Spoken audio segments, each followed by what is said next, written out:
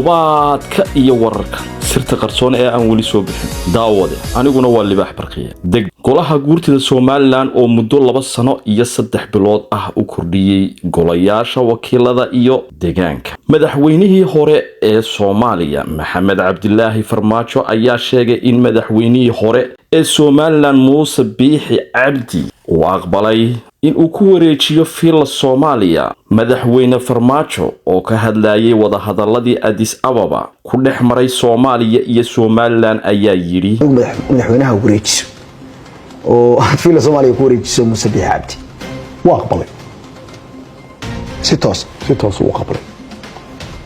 abna waan dhageysanaya waa aqbalay way yiri hawshaas waa qaatay Muuse wuu aqbalay inaan ku wareejiyo madaxweynaha Soomaaliya ra'iisul wasaaraha Itoobiya waana dhageysanayay Muuse wuxuu yiri waa yahay hawsha waan qaatay Somaliland wafdi hadda soo gaaray maxayse u socdaan wafdi ka socota Hiridhabe ka timi iyo Djibouti oo nooc walba isugu jiro oo beesha Ciise oo nin la yiraahdo Cilmi oo xildhibaan hore oo Djibouti hogaaminayo ayaa Hargeysa yimid ay u socdaan xabar awal baa la wada hadlayay Ciise horaan idinku sheegay waa ayo ragga gudoomiyaha guurtida Somaliland raba inay madaxa kaga ciyaaraan nabadgelyada xumeeyaan